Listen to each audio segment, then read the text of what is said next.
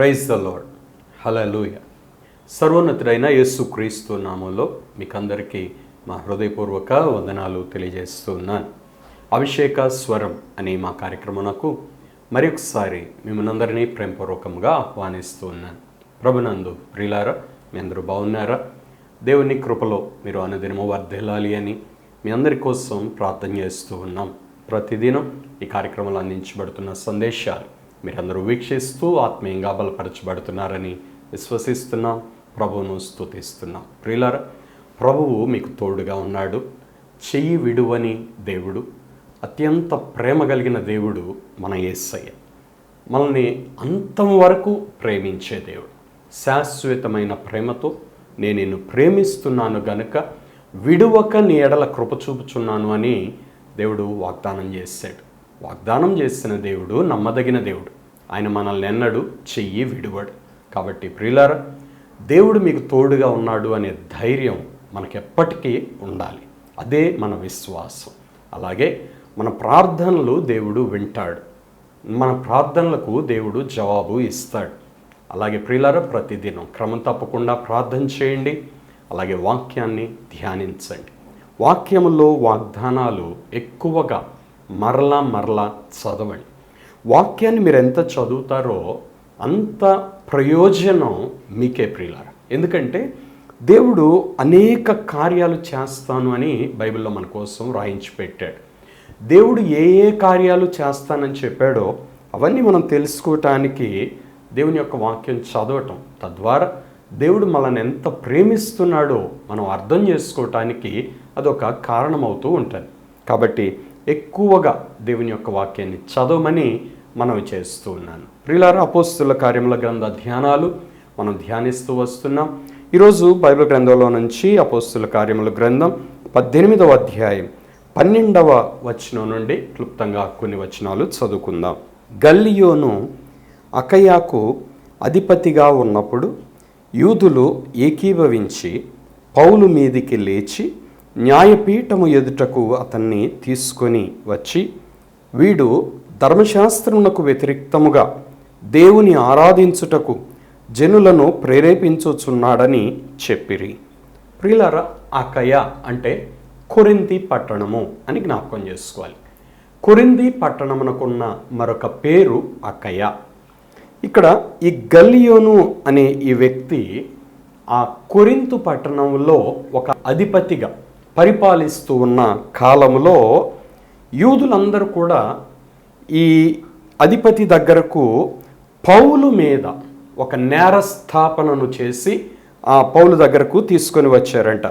న్యాయపీఠము ఎదుటకు అతన్ని తీసుకొని వచ్చి పౌలును గురించి ఈ వ్యతిరేకంగా మాట్లాడే యూదులందరూ కూడా ఏమి నేరారోపణ చేస్తున్నారంటే, ధర్మశాస్త్రమునకు వ్యతిరేకముగా దేవుని ఆరాధించుటకు జనులను ప్రేరేపించుచున్నాడు అనే నేరం పౌలు మీద వీరందరూ మోపారు. వాస్తవానికి పౌలు ధర్మశాస్త్రానికి వ్యతిరేకముగా ఏమీ బోధించలేదు. కేవలం యేసుక్రీస్తు ప్రభువును మాత్రం ప్రకటిస్తూ ఉన్నాడు. యేసయ్య మనందరి కోసమై మరణించాడు. ఆయన సమాధి నుండి తిరిగి లేచాడు. పునరుద్ధానుడైన యేసయ్య. అందుకే అక్కడక్కడ పౌలు కొన్ని చోట్ల చెప్తాడు, మేము పునరుద్ధానుడైన క్రీస్తును ప్రకటించుచున్నాము అంటాడు. అంటే మరణము గెలిచి తిరిగి లేచాడు. ఎవరి కోసం ఆయన మరణించాడు అంటే, మానవులమైన మనందరినీ మన పాపముల నుండి రక్షించటానికై ఆయన కలువరి శిలువలో మరణించాడు. అంత మాత్రముతో ఆయన ఆగిపోలేదు, కానీ ఆ మరణమును గెలిచి తిరిగి లేచాడు. పునరుద్ధానుడై లేచాడు. ఒక ఆధారం ఉంది, మనలను కూడా పునరుద్ధానులుగా మరలా లేపగలడు.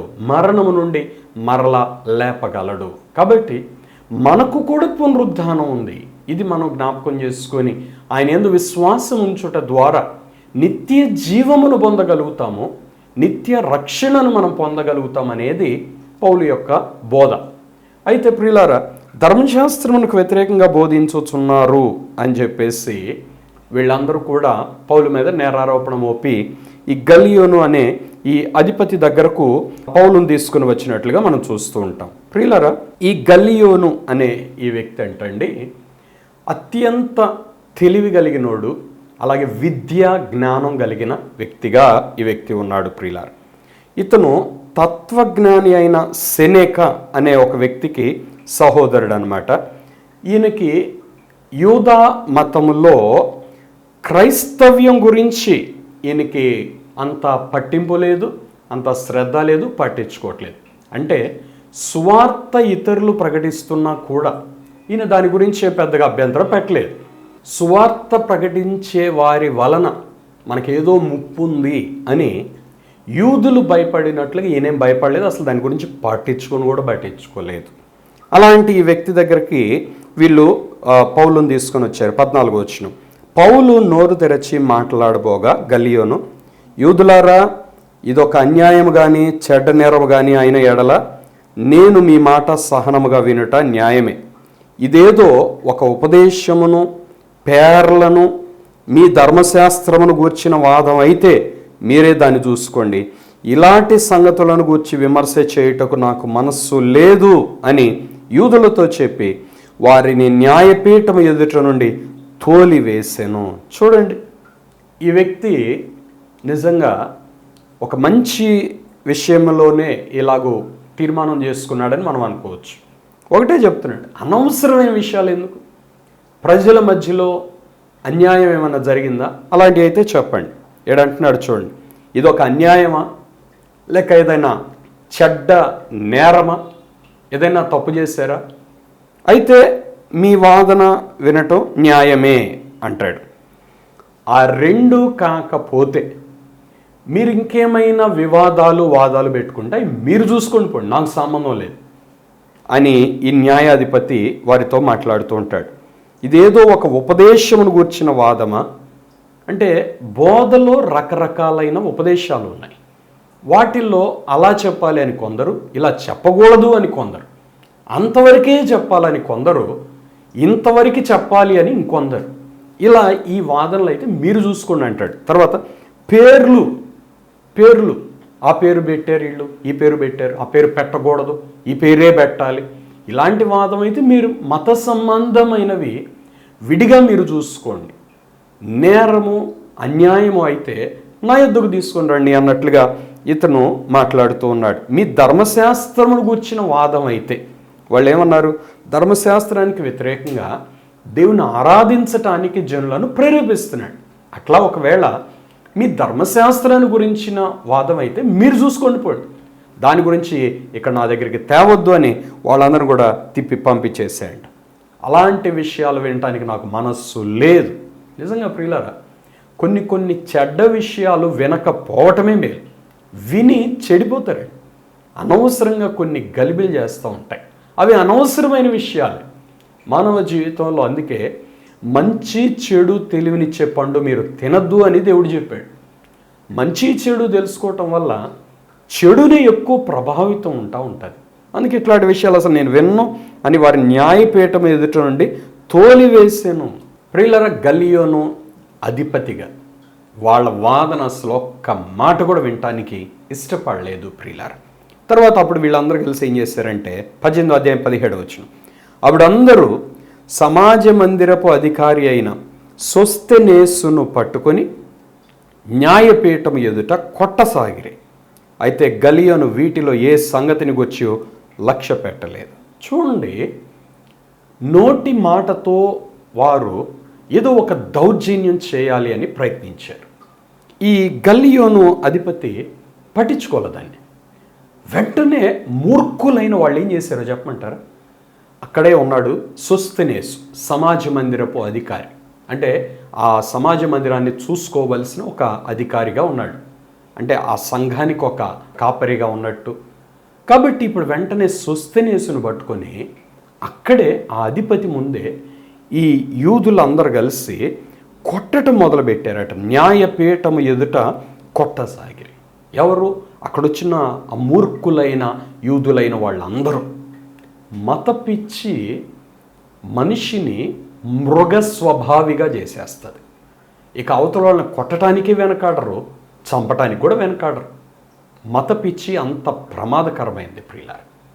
ఇప్పుడు వీళ్ళు కూడా యూదా మతము పోతుందేమో అనే భయముతోటి వీళ్ళు చేసిన పని అన్నమాట ఇది. అక్కడ సోస్తెనేసును కొట్టసాగారు. సోస్తెనేసు ఏం చేశాడండి? అసలు ఏమైనా మాట్లాడాడా?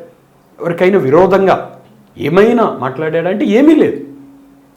పౌలు ఆ సమాజ మందిరములో మాట్లాడటానికి నువ్వెందుకు అవకాశం ఇచ్చావు అన్నట్లుగా సోస్తెనేసును పట్టుకొని వాళ్ళు కొట్టసాగారు.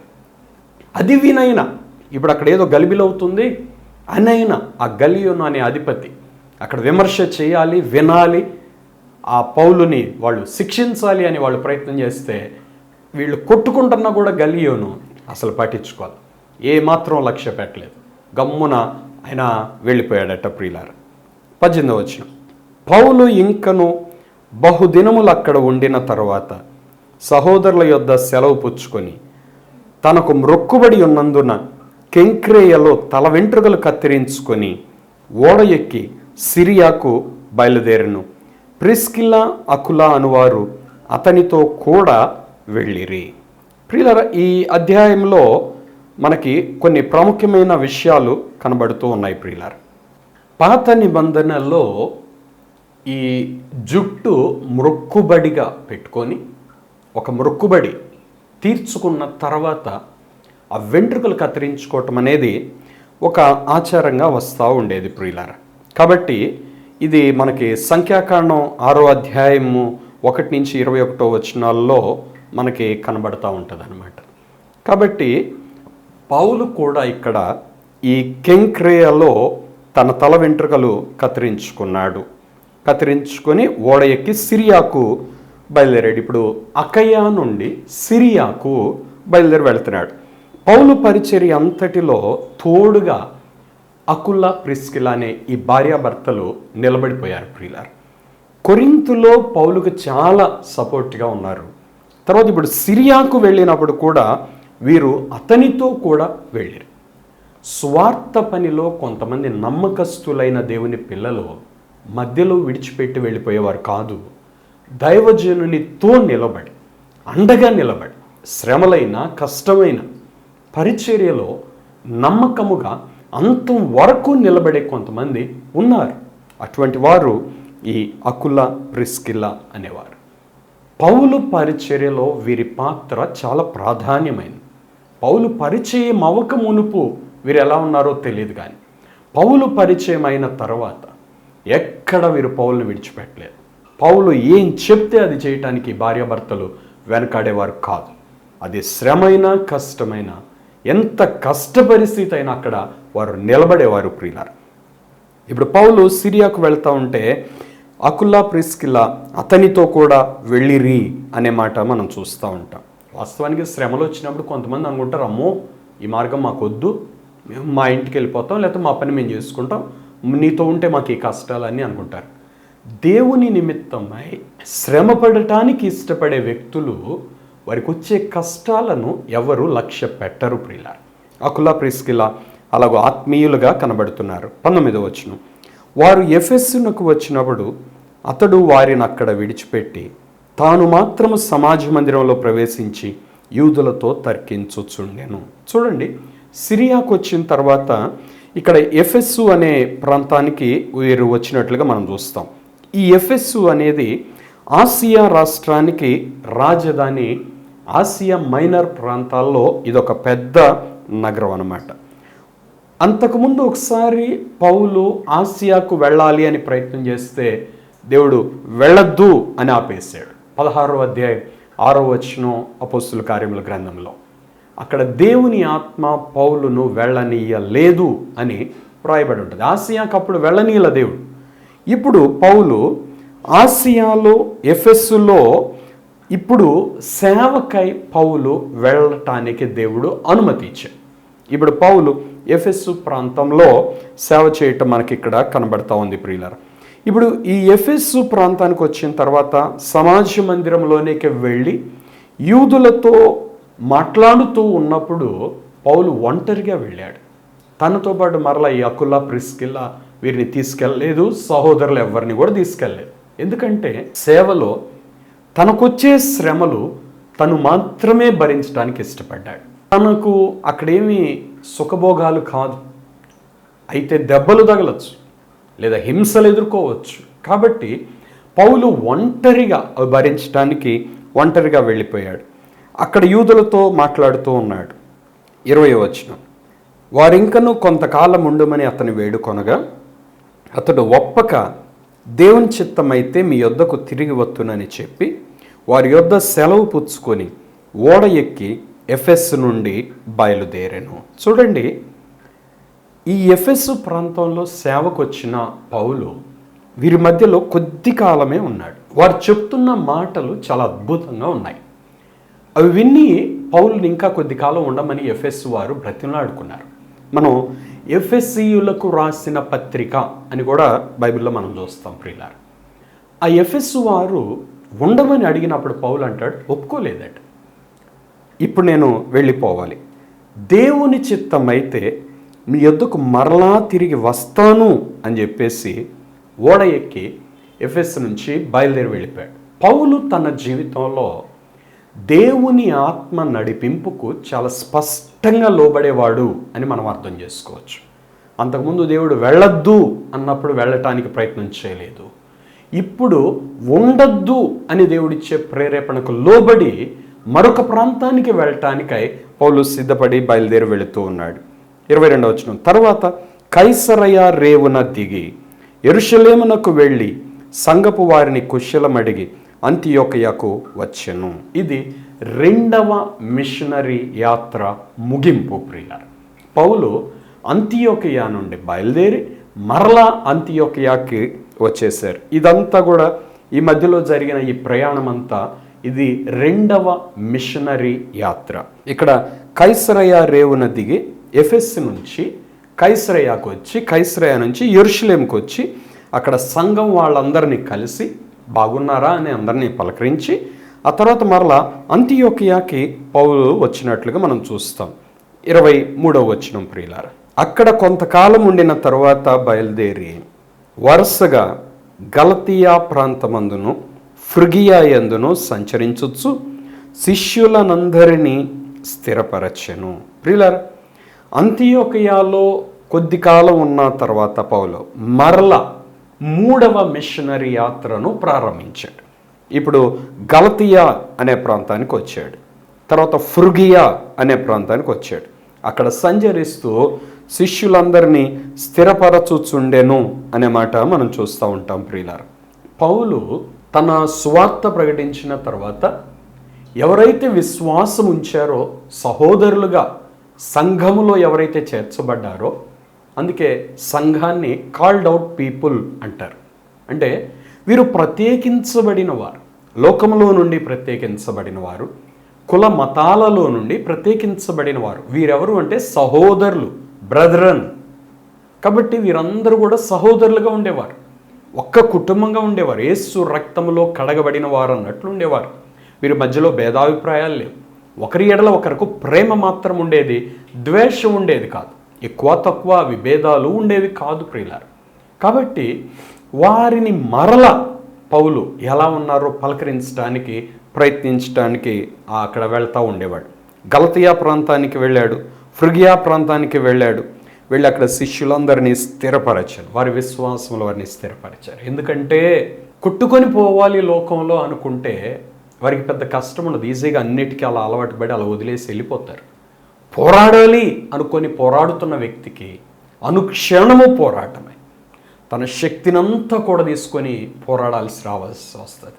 కొన్నిసార్లు విశ్వాసం కదిలిపోతుంది, కొన్నిసార్లు బలం చాలదు, కొన్నిసార్లు ధైర్యం చాలదు. అటువంటి సమయాల్లో తోడు నిలబడి బలపరిచే వ్యక్తులు మనకి కావాలి. యేసు ప్రభు శరీరధారిగా ఉన్నప్పుడు కూడా గెత్సెమనే తోటలో ప్రార్థన చేసేటప్పుడు ఆ శ్రమల గిన్నె తన యొద్దకు వచ్చినప్పుడు ఆయన కలవరపడిపోయాడు. అప్పుడు దేవదూత దిగి వచ్చి ఆయన బలపరిచిన అన్నట్లు మనం చూస్తాం. మానవ జీవితంలో ఒంటరిగా మనిషి ఉండటం కరెక్ట్ కాదు. అతనికి తోడుగా ఆత్మీయులు ఉండాలి, వారు అతన్ని బలపరచాలి. అప్పుడే ఆ వ్యక్తి ముందుకు వెళ్ళగలడు.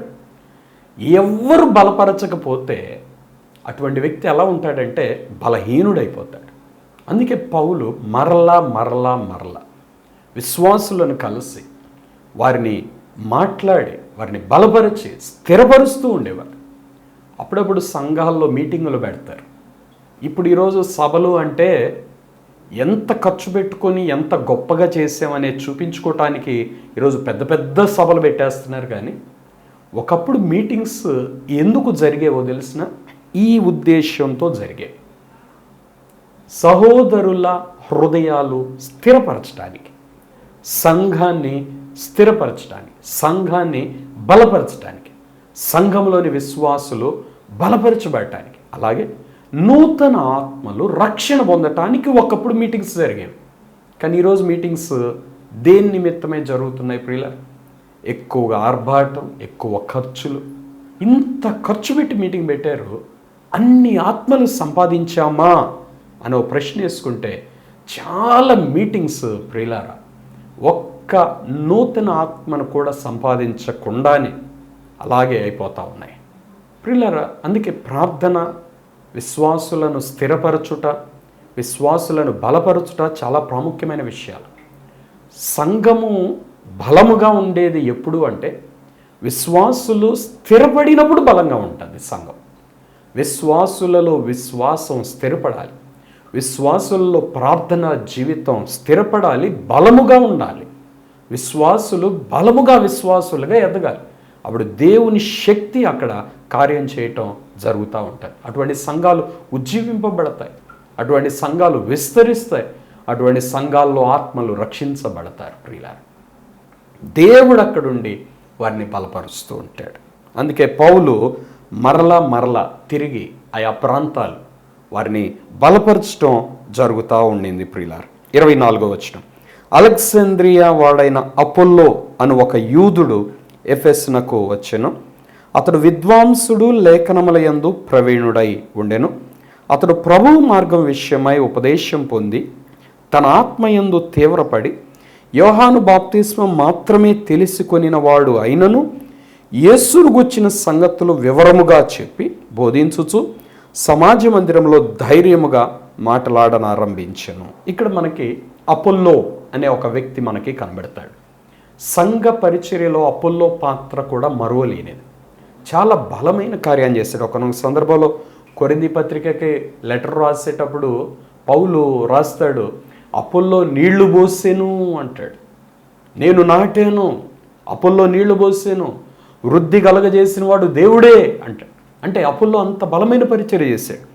ఈ అపోల్లో గురించి ఇక్కడ వ్రాయబడిన కొన్ని మాటలు ఏంటి అంటే ప్రియులారా, ఈయన ఆత్మయందు తీవ్రత కలిగిన వ్యక్తిగా మనకు కనబడతాడు. ఈ అలెగ్జాండ్రియా అనేది ఈజిప్టు దేశంలో ఉంది. దీన్ని స్థాపించింది మహా అలెగ్జాండర్ ద గ్రేట్ అని చరిత్రలో చెప్తారు. అది విద్యకు చాలా గొప్ప కేంద్రంగా ఉంది కాబట్టి చాలామంది యూదులు అక్కడికి వెళ్ళి అక్కడ చదువుకుంటూ ఉండేవారు. అపోల్లో ఒక మంచి ఎడ్యుకేటెడ్ పర్సన్, బాగా చదువుకున్న వ్యక్తి. అందుకే ఈయన గురించి ఏమని ఉంటుందంటే విద్వాంసుడు, లేఖనముల యందు ప్రవీణుడు. అంటే మంచి చదువు కలిగిన వాడు, ఒక స్కాలర్ అన్నమాట. అలాగే లేఖనాలు, బైబిల్ గురించి కూడా, ధర్మశాస్త్రం గురించి కూడా ప్రవీణుడు, బాగా చెప్పగలడు అనమాట. ఈయన ఇప్పుడు ఎఫెస్కి వచ్చాడు. ఈయన దేవుని మార్గం విషయమై ఉపదేశం పొంది తన ఆత్మయందు తీవ్రపడి, ఆత్మలో ఒక మండుతున్న ఉజ్జీవాన్ని కలిగిన వాడుగా ఉన్నాడు. యేసును గురించి ఇతరులకు చెప్పకుండా ఉండలేడు. ఆత్మలో తీవ్రత కలిగిన వ్యక్తి యేసును గురించి మాట్లాడకుండా ఉండలేడు ప్రియులారా. అపోల్లో అటువంటి ఆత్మీయ తీవ్రత కలిగిన వ్యక్తి. ఈయన యోహాను బాప్తిస్మం మాత్రమే పొందాడు, పరిశుద్ధాత్మతో నింపబడలేదు. కానీ ఆత్మలో మండుతున్న వ్యక్తి. అందరూ పరిశుద్ధాత్మతో నింపబడవలసిందేనా అంటే అవసరం లేకుండా కూడా ఆత్మయందు తీవ్రత కలిగిన వారు కొంతమంది ఉన్నారు, ఆనాడు కూడా ఉన్నారు. అపోల్లో అటువంటి వ్యక్తి. యేసును గుర్చిన సంగతులు వివరముగా చెప్పి బోధించుచు సమాజ మందిరంలో ధైర్యముగా మాట్లాడనారంభించెను.